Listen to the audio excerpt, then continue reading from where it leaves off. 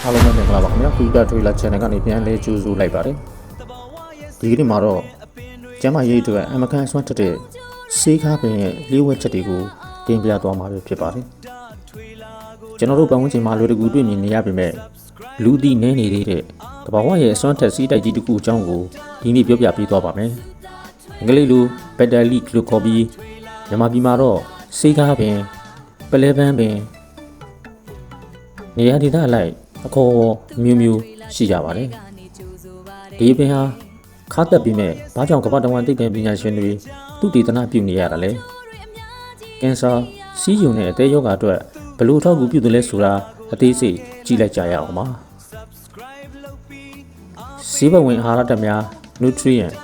ဒီပင်မှာခန္ဓာကိုယ်အတွက်မရှိမဖြစ်လိုအပ်တဲ့အောက်ပါဓာတ်တွေကျွယ်ဝစွာပါဝင်ပါတယ်ကြွက်သားနဲ့ဆဲတွေတိဆောက်ဖို့အတွက်ပရိုတင်းနဲ့အထူးသဖြင့်ဗိုက်တာမင် A, C, E, B1, B2 တို့ပါဝင်လို့ကိုယ်ခံအားစနစ်ကိုမြင့်တင်ပေးပါတယ်။ပိုတက်ဆီယမ်၊ကယ်လ်ဆီယမ်နဲ့တန်ဓာတ်တို့ပါဝင်ပါတယ်။ယောဂပိုးမတွေကိုတိုက်ဖျက်နိုင်တဲ့အစွမ်းဓာတ်ပေါင်းစုများလည်းပါဝင်ပါတယ်။သိပ္ပံနည်းကျသုတေသနတွေ့ရှိချက်များကမ္ဘာ့ကျန်းမာရေးသုတေသနစာတမ်းတွေအရဆေးကားပင်ရဲ့အစွမ်းတွေကိုအခုကဲ့သို့အတည်ပြုထားခဲ့ပါတယ်။ကင်ဆာဆဲများကိုဟန်တာခြင်းဆေးကားပင်မှာပါဝင်တဲ့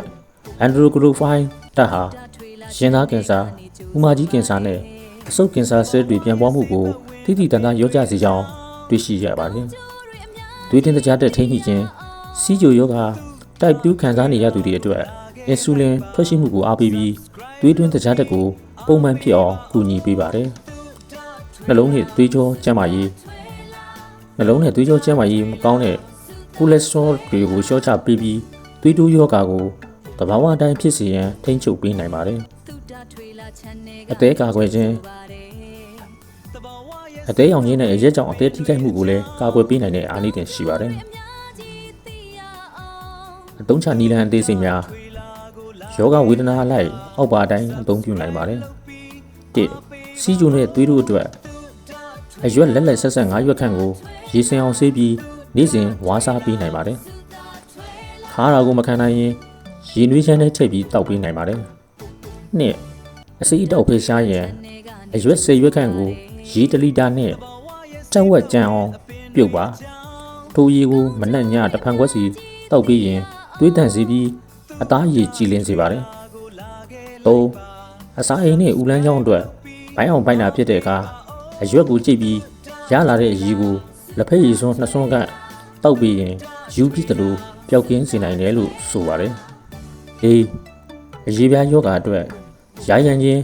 ပွေးဝဲရှိတဲ့နေရာတွေကိုအရွက်ကြိတ်ပတ်နဲ့ပုတ်တိုက်ပေးနိုင်ပါတယ်။ဆောင်းရံရှောင်းရံနဲ့သတိပြုရန်ချက်များဘယ်လောက်ကောင်းတဲ့ဆေးဖြစ်ပါစေအလွန်ကျွံသုံးရင်ဘေးထွက်ဆိုးကျိုးတွေဖြစ်နိုင်တာကိုတော့သတိပြုသတိထားသင့်ပါတယ်ခင်ဗျာ။ဘဝင်ဆောင်တဲ့နှုတ်တိုက်မိခင်များတအိမ်ကြုံချင်းကိုဖြစ်စေနိုင်လို့ဘဝင်ဆောင်ဒီမှာအလွန်ကျွံမစားသုံးသင့်ပါဘူး။ကြောက်ကဝေဒနာရှင်များပူရင်စီယံပါဝင်မှုမြင်မာတာကြောင့်